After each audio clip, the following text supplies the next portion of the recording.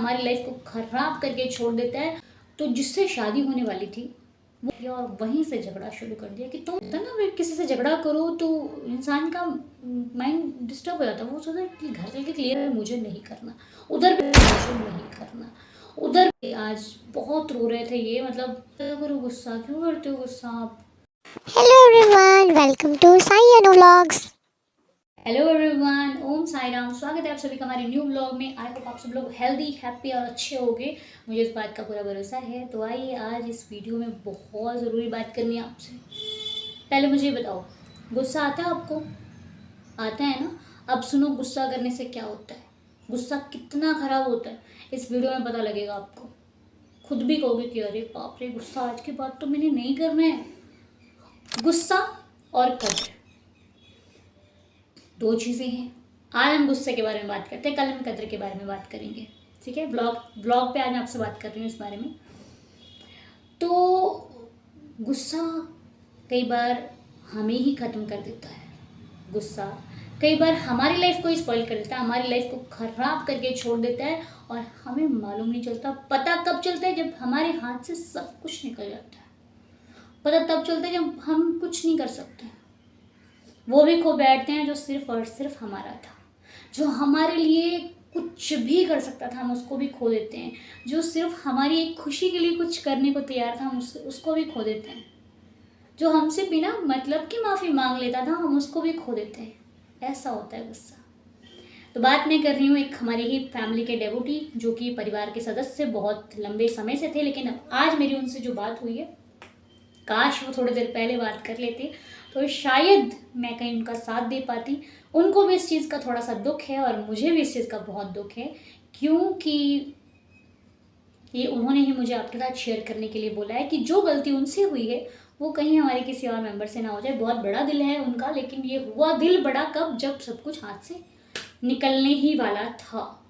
अब देखिए बाबा ने उनकी कैसे हेल्प करी है और उन्होंने कैसे इसमें अपना रोल किया है। रियल स्टोरी है, ध्यान से सुनिएगा।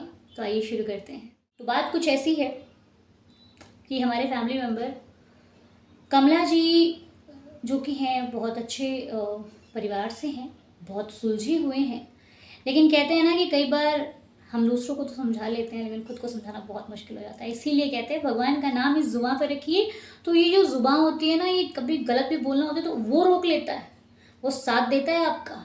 ये लोगों के चक्कर में मत पड़िए जो कहते हैं भगवान कुछ नहीं है। इनके लिए कुछ नहीं है, हमारे लिए बहुत कुछ है। हमारे बिगड़े बिगड़े काम संवार दिए हैं हमारे भगवान ने।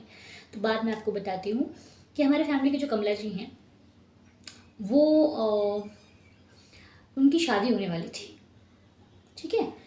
तो जिससे शादी होने वाली थी वो उन्हें 4-5 सालों से जानते थे, वो भी जानते थे, उनके परिवार के सदस्य भी जानते थे। दोनों की फैमिलीज बहुत अच्छी खुशी से रह रही थी और दोनों की फैमिलीज राज़ी भी थी शादी करने के लिए। बहुत अच्छे से सब कुछ चल रहा था, पर वहाँ पर एक छोटी सी मिसअंडरस्टैंडिंग ने पूरा का पूरा काम खराब।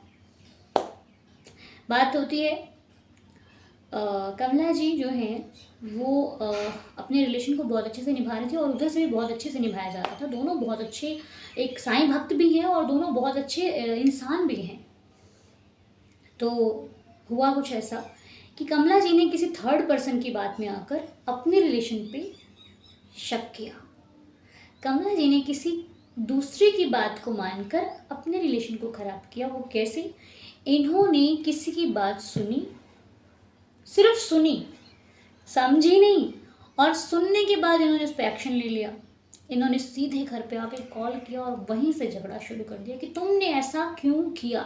हालांकि ये पूछ रहे थे कि क्या आपने ऐसा किया है, क्या ऐसी कोई बात है, लेकिन वही है ना, पंजाबी च कहते होंगे भी रब ना घसुन्न मारदा ना लत्त मारदा, जद भी मारदा बंदे दी मत मारदा।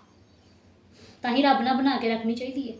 किसी ना बनाओ या ना बनाओ, ਉਹਦੇ ਨਾਲ जरूर बनाओ, क्योंकि जब इस दुनिया च कोई काम नहीं आता ना आपके, तो वही काम आता है, उसके साथ बना के रखनी बहुत ज़रूरी है।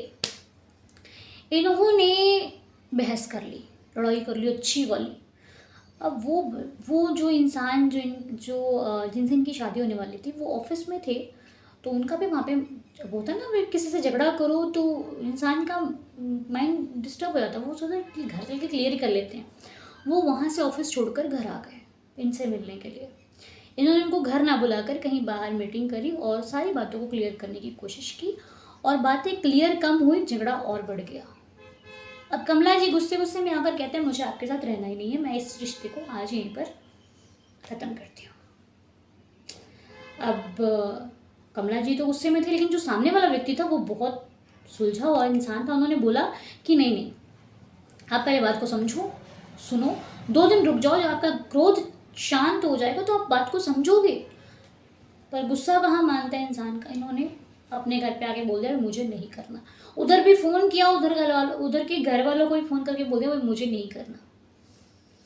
अब बात बहुत ज़्यादा बिगड़ गई थी, तो इनसे दोबारा पूछा गया कि आपको करना है कि नहीं करना है, क्योंकि फैमिली भी इन्वॉल्व नहीं थी, क्योंकि दोनों लोग खुश थे तो फैमिली कर रही थी। जब दोनों लोग ही खुश नहीं है तो फैमिली भी वहाँ पर थोड़ा सा चुप हो गई। फैमिली ने भी समझाने की कोशिश की, लेकिन कमला जी अपने गुस्से के आगे किसी की नहीं सुन रही थी। गुस्सा इतना अधिक बढ़ गया था। उन्होंने बोला अगर इसके साथ होगी तो मैं कुछ ऐसा वैसा वैसा वैसा मैं नहीं करना चाहती।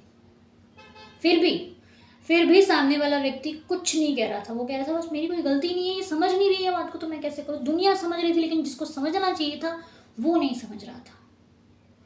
अब करे तो क्या करे। वो भी साईं भक्त थे, ये भी साईं भक्ति, पर इन्होंने उतने दिन ना किसी से बात की, ना कुछ, ना मतलब बस अकेले रहना पसंद किया, और मुझे बस मेरा गुस्सा, मैं हूँ बस।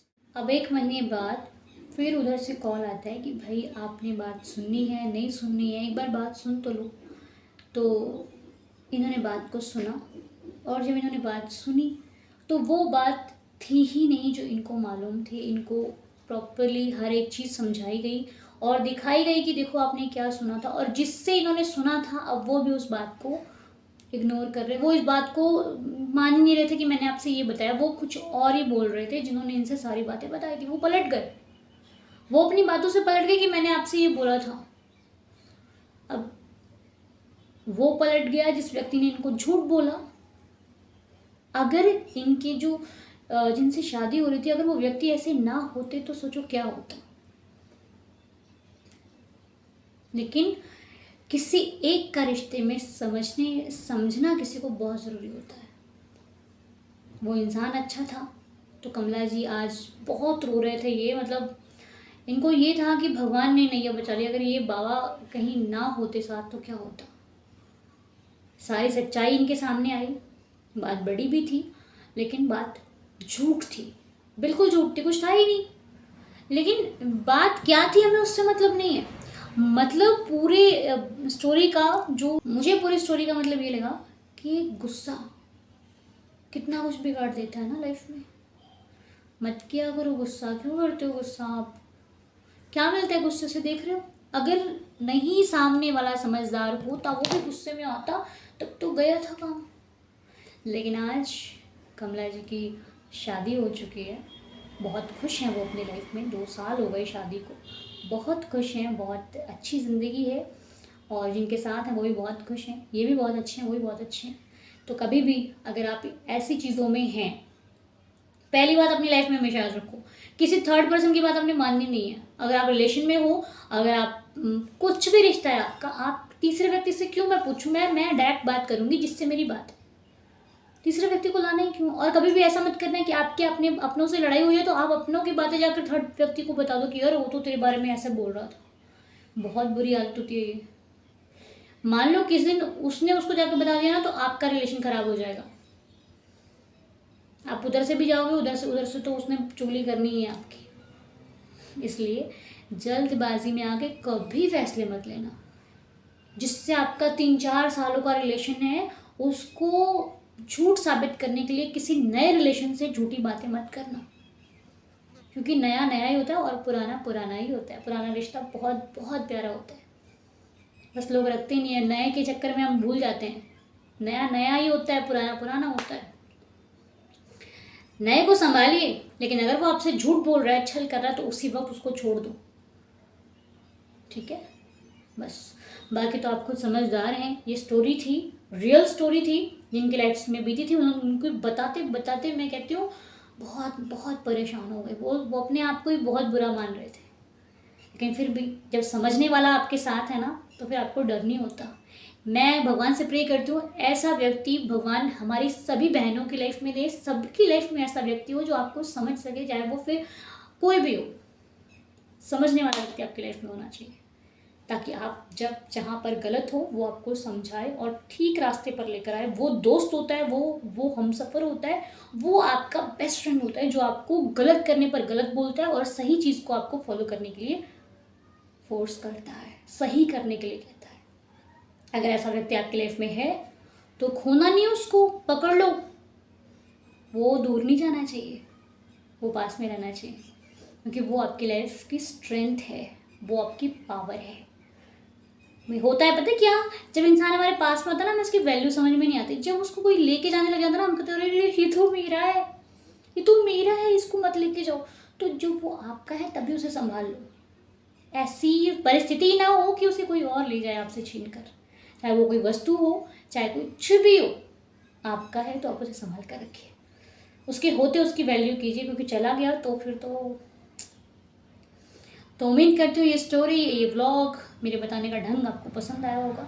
अगर पसंद आया तो कमेंट बॉक्स में ज़रूर बताइएगा, और फिर मिलते हैं आपके नेक्स्ट व्लॉग के साथ। तब तक के लिए खुश रहिए, हेल्दी रहिए, हैप्पी रहिए। ओम साई राम, जय साई राम, साई कृपा बरसती रहे आप पर, हम पर, सभी पर। ओम श्री साई, जय साई, जय जय साई। चैनल पर नए आए हैं तो सब्सक्राइब कर लीजिएगा, वीडियो को लाइक कर दीजिएगा, शेयर कर दीजिएगा, ताकि जो गुस्सा करते हैं उन तक ये वीडियो ज़रूर पहुँचनी चाहिए। ओके।